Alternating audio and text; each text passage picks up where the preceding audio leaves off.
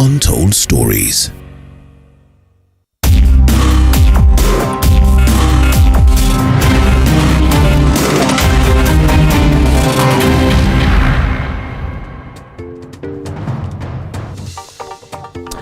Tonight, a legal battle to overturn last week's verdict by 5 High Court judges and allow BBI to go on is gaining momentum. Both the Attorney General and Solicitor General want the High Court to suspend implementation of its orders. The Independent and Electoral Commission says it will challenge the declaration that it is not properly constituted. Tonight we speak to Ekuru Aukot, Third Way Alliance Party leader. Jeremiah Kioni will be joining us on the broadcast. Keep talking to us. Send us a message on 22047. The hashtag to use is Pundits Night. Wakili, good evening, and thank you for making time for us tonight. Thank you so much, my brother. Nice to see you after last year. All right. The High Court last week ruled in what has been termed as a scathing attack by some and a judicial verdict of independence by others. How do you term it first? Well, first of all, for me, May 2018, I did warn Kenyans that BBI was a sham. It was directionless, it was unconstitutional, it was amorphous, it was repetitive, and that it was not really going to solve any problems in Kenya. And people somehow didn't listen to us. And we told them this thing is going nowhere, and with a proper judiciary that actually protects the rule of law, that BBI is unconstitutional. And I think and those observations, Wakili, those observations were based on what? The observations were based on the fact that, one, BBI was a lie right from the very beginning. They started by saying that we want to establish what ails this country. What ails this country, as we did in a letter to Joseph Kinyua, were already established in a number of commissions and inquiries. For example, on matters elections, Justice Johan Kriegler, after the post-election violence of 2007-2008, established problems to do with electoral justice and reform. On matters violence, Justice Philip Waki again established that. Matters to do with land issues, Ndongo Commission established that. Truth, Justice and Reconciliation. We say that this is exactly what ails Kenya. Plus, there is no way two individuals can sit in a boardroom somewhere and decide this is what we want to amend. The whole idea around BBI, if you remember, is that let's go back to Grand Coalition. And this is the problem with Kenyans. We have got such a short memory. And I hope this time around, actually, we are learning some lessons from this judgment. If you remember the Grand Coalition government, there was too much bickering and too much fighting around the government. And therefore, the idea of BBI was, okay, how do we stop this bickering and fighting so that we can accommodate each and every one of these individuals? And that's exactly what BBI is all about. BBI lacks what is called the common good. If a law or a constitution or an amendment process lacks the common good, then it is bad for any country. And for me, I'm so happy. You say this was two gentlemen's product, but it was more than that, Wakili, isn't it? It was the product of the handshake, of course, between the President Uhuru Kenyatta and his then political rival Raila Odinga, in the context that this was a country on the precipice of violence. Let's be very brutally honest too. Which community was fighting who in 2017? There were Kenyan communities fighting against each other. No, give me those communities. I did not see the Luos or the Kikuis fighting each other, or the Luyas or the Turkanas fighting the Kalenjin. If two individuals representing certain tribes, are fighting amongst themselves because of political disagreements, because of a disputed presidential results, that is not Kenyans fighting. We know for a fact that the only fight, quote-unquote fight that I've been talking about is about the disputed presidential election. And that's because somebody somewhere hasn't been able to win an election. The other guys either make their way into the presidential office. So that is not fighting for Kenya. Let's not lie to Kenyans.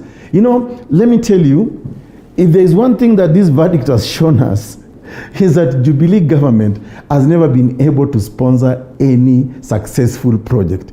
We go back 2013. They promised Kenyans, our children, 1 laptop per child. It never came to pass. They promised 1.3 million jobs, never came to pass. SGR, imeenda, imeishia Naivasha. You know, all those other things. So, look, BBI project is at its knees right now. So, this government is not able to successfully promote any project.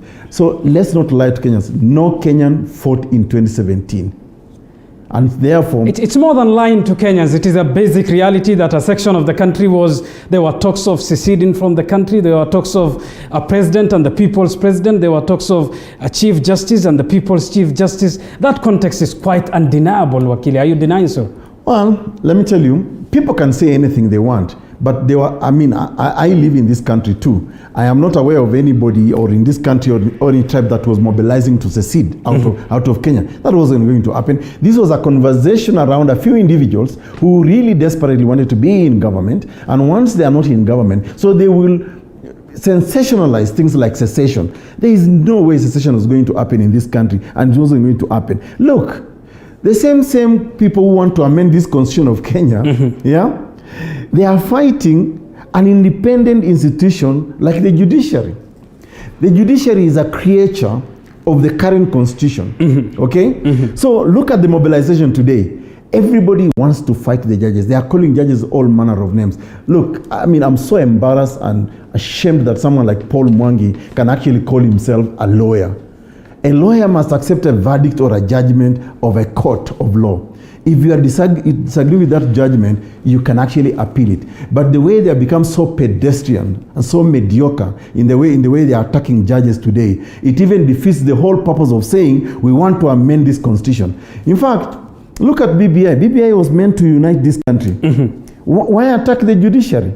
You know, what was all this thing about we are uniting Kenyans claim? Was that even genuine from the very beginning? It was a lie. Even though the promoters, Wakili, for purposes of fact, the promoters in a public address, I believe on Saturday, said they disagree with the court ruling, but they will respect what that court has ruled. But you see, there is dishonesty there. I like the statement that I read from Raila Amolo Odinga. It was magnanimous.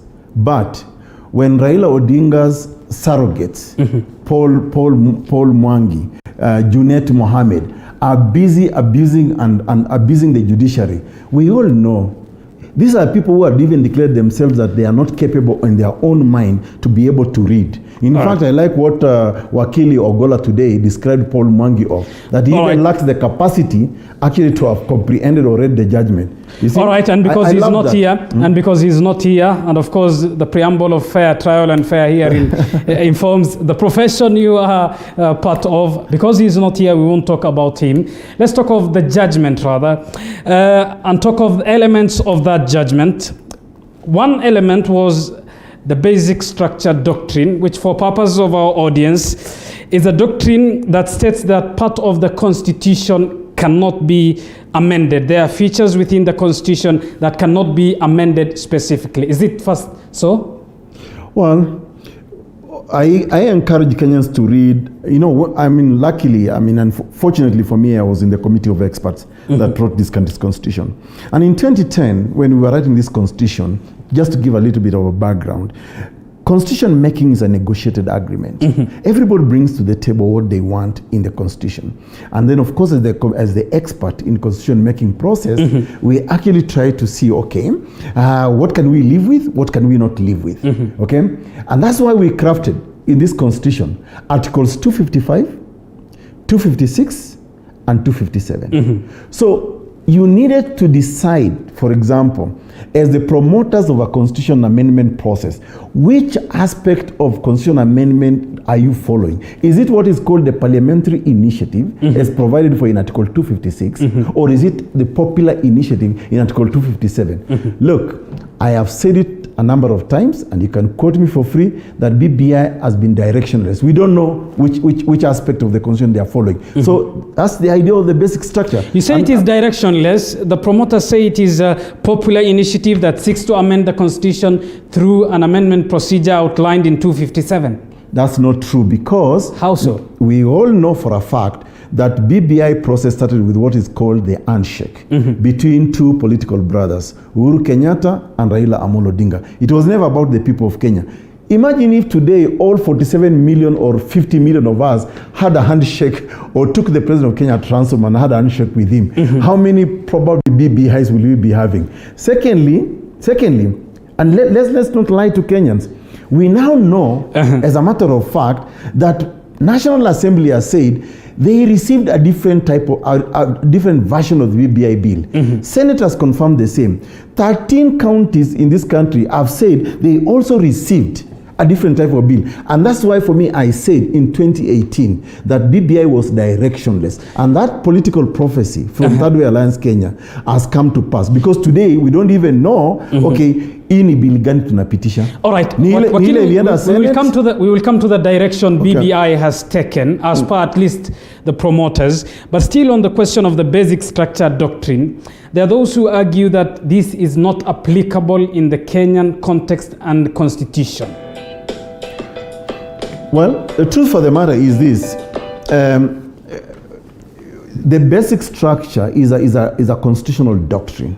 You know, we don't live in a highland. In fact, when you are making the constitution of any country in the world, there are basic tenets and principles that obtain. It could be the context that actually differs. Like, as we say in law, context is everything. So in context can be different, but the basic structures of constitution making, basic principles of law are the same almost everywhere in the world. You know, you can have countries that say, well, we will hang you by the neck until you die, like we say in Kenya if you commit robbery with violence, for example. Okay? Other countries will say, we don't believe in the death penalty. You know, so that is contextual. But the basic principle remains the fact that we must punish crime, we must punish offenses in a country. So it's not fair to say it does not apply in Kenya. It does.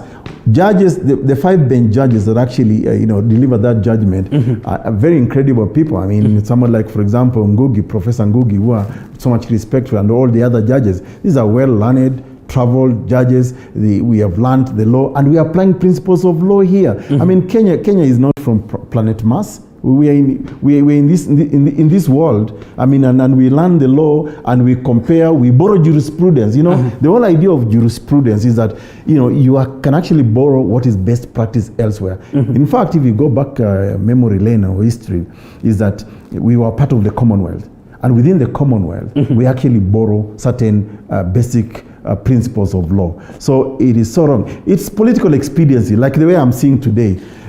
Ministers, permanent secretaries, they are all trying to attack the judiciary. I mean, why not appeal? All right, and on the question of still on the doctrine, what then constitutes as a basic structure of a constitution? For the layman language, for the audience who are watching us tonight.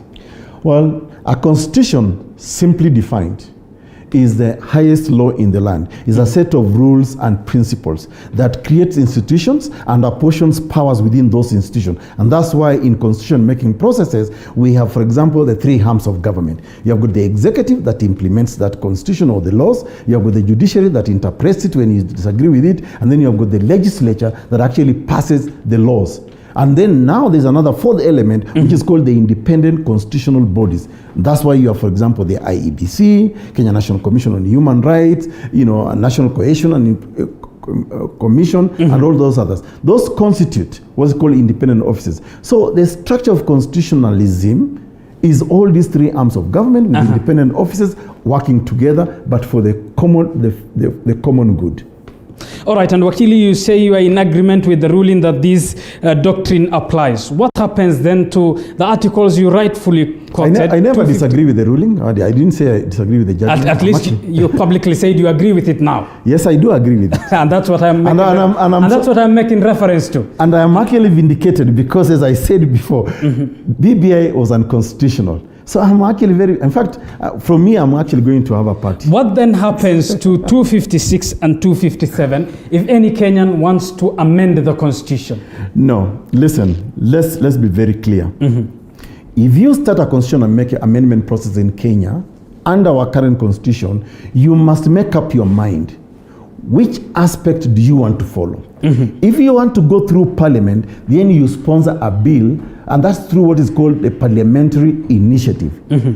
All these people who are now attacking the judiciary have been so cowardly. They don't have the courage to even take that bill to parliament, because they know parliament in itself is divided, parliament is divisive. I mean, BBI has divided this country more than even united it.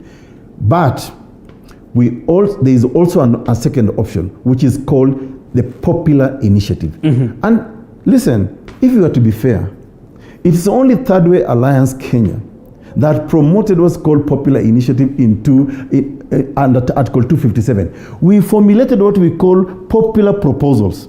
We went to the people. We received 1 million signatures in support of Punguza Mizigo Kenya. And that's what is called the popular initiative. So, and that's when we drafted a bill. We took the bill to BBI, to IEBC. After IEBC, it went to all the 47 county assemblies. Now you tell me the truth, and let's be very frank here. Which of the two processes did BBI follow? None. They started in a The BBI collected views. No, they collected views. They collected signatures that were presented to the IEBC. The bill was passed by the members of the county assembly. It was passed by the two houses of parliament. I will tell you this, as a person who has walked the streets, went to the bus terminuses, went to market days to collect signatures. I know what it means to collect signatures to promote a constitutional amendment process. BBI started in a small boardroom somewhere in a Rambe house with two people shaking hands. It did not start with the Kenyans. Then they went around saying, we want to try and establish what ails this country. Okay? And then they tried to do parliamentary initiative. They realized Parliament was so divided because of our divisive politics. Then that's now when they started the talk about popular initiative. We all know, I don't know, this is a political miracle in Kenya, and only I think 2 people were able to do it. That within a week, they were able to collect 5 million signatures. That's not possible. I mean, it took me about 1.5 years to actually collect 1.4 million signatures, which were eventually reduced to 1.2 million signatures. And by the way, one of the unconstitutionality about BBI is this. If it is truly a popular initiative, then it must not raid our public coffers. It must not raid our money. Because mine too, Punguza Mizigo Kenya, was a popular initiative. I never got funding from the state. I never came to Kenyans and told them, now you must now fund me from your taxes. And this is the reason why I love this judgment, because the judges were saying, President Uhuru, or actually Mr. Uhuru Kenyatta, as they refer to him in the judgment, can be sued. And I think he should be sued. And if anybody doesn't sue them, I'm personally prepared to sue Uhuru Kenyatta, Raila Odinga, and all the other members of the BBI. They must refund us our money or tell us how they funded this process. I know some people have argued very cheaply. Some people have argued very cheaply that the president of Kenya is not excluded as a common citizen. Of course, he's not just a normal citizen. That's why those who hold the argument that it's more or less of a criminal ideology state, hence the president is above the law. Question for another day. Still on the question of a popular initiative. Is it popular because of how it started and who started it, or what makes it a popular initiative? Listen, just because President Uhuru Kenyatta is the president of the Republic of Kenya, or his political brother Amolo Odinga have been in our political circles for a long time, doesn't make BBI the popular initiative. What makes BBI a popular initiative is when you invoke the provisions of Article 257 of the Constitution of Kenya. You come up with general proposition or a bill. You sell it to the people of Kenya properly, not sneaking in signatures. You know, not trying to get behind the scenes and establishing a list that is not even verifiable in the first place. What is popular is that the proposals, the support for a constitutional amendment must come from the kawaida mwananchi. Yeah, that's what is called popular. And if you read the final report of the committee of experts on the review of the constitution, we actually explain these provisions. We explain these tenets. You know, someone like President Uhuru today, as we speak, by the way, doesn't qualify to propose a popular initiative. If he wanted to, after all, he seems to have a majority in parliament, so he could have gone through parliamentary initiative. But he's not able to do that because we know that from the onset of this BBI, the divisions have been so massive that the country is so divided than it was before. Wakili, you have not quite answered my question, and I'll repeat probably by paraphrasing. Okay. Is a popular initiative because of who started it and where it started from, or because of the number of people who have supported it, amending their signatures to it? It is a popular initiative because of the threshold as defined in the Constitution. The threshold is a popular initiative must garner 1 million signatures from supporters. That's what qualifies it as a popular initiative. It's not about who starts it. I mean, even I started a popular initiative as a Kuru Aukot, having run in 2017 election. That alone did not qualify Punguza Mizigo to be a popular initiative. What qualifies Punguza Mizigo to be a popular initiative is when IEBC verifies the number of supporters and establishes, indeed, 1 million people have supported it. And they must be registered voters. That's what amounts to a popular initiative. It's not about who starts it. It doesn't matter whether you are the president of the Republic of Kenya, the most powerful person. It doesn't matter whether you've been running around for decades claiming to be the official leader of the opposition. That does not really make it a popular initiative. Popular initiative, Ghana, 1 million registered voters. Take the bill out there. IEBC verifies those signatures as indeed of legitimate registered voters. That is what qualifies it as a popular initiative.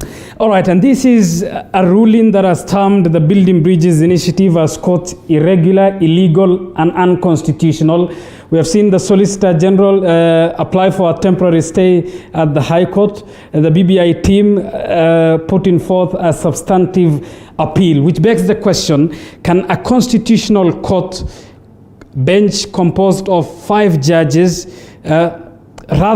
which begs the question, can we have a temporary injunction by a single judge to a constitutional bench of 5 judges ruling?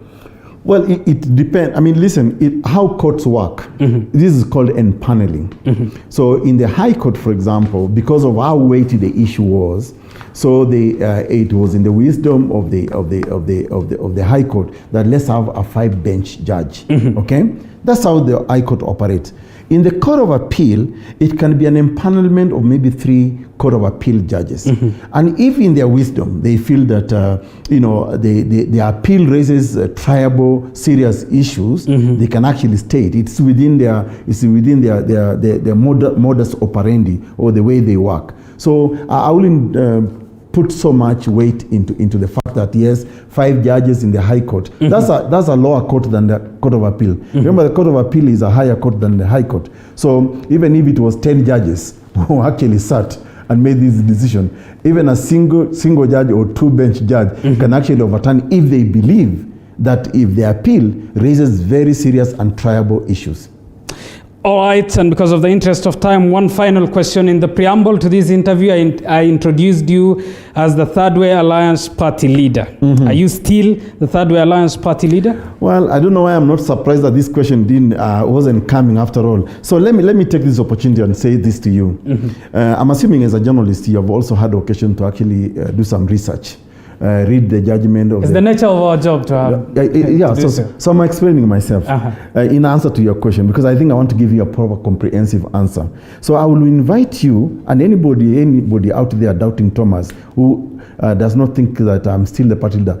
I am the party leader of Third Way Alliance Kenya. The Political Parties Tribunal, in their judgment, actually declared that the attempt to remove me as a party leader was unprocedural, was illegal. It was even done by the way when I was out of town. And the cowards, those sellouts from BBI, sympathizers from BBI, actually waited when I was out of town. And then they had this kangaroo sitting where they purported to actually remove me as Third Way party leader. The tribunal told them, no, your process was unprocedural, it was illegal. If you want to remove somebody from position, follow internal party constitution. It is there. Secondly, The High Court and Justice Mbogoli Msaga actually stayed the decision of that tribunal. So, de facto, de jure, if you like, I'm still the party leader of Third Way Alliance Kenya, and I will say this to you, no matter what they try to do, we know that the people who are sponsored, some of the Vibaraka, some of the sellouts, people like Okango, who have openly came out to actually support BBI, against our party policy, against our party constitution. Those are just rent seekers. We understand that you say you are still the party leader, but yes. there was a judgment that referred the matter back to Third Way Alliance through an internal disciplinary. And I have a synopsis of that ruling, which in part says that the disciplinary matter relating to the conduct of Dr. Ekuru Aukot, UB, is hereby referred back to Third Way Alliance Party Kenya to undertake disciplinary process against the said Dr. Ekuru Aukot. Yes, and it never removed me as the party leader. It said if you wanted to remove anybody from the party position, then you must follow internal party structures. And it also went ahead to declare, and you must be honest as a journalist, that it said that I have been as per this ruling. The have process, I not been? No, you must read the whole judgment. The whole judgment says the purported attempt of the party to remove the party leader was unprocedural. It was illegal.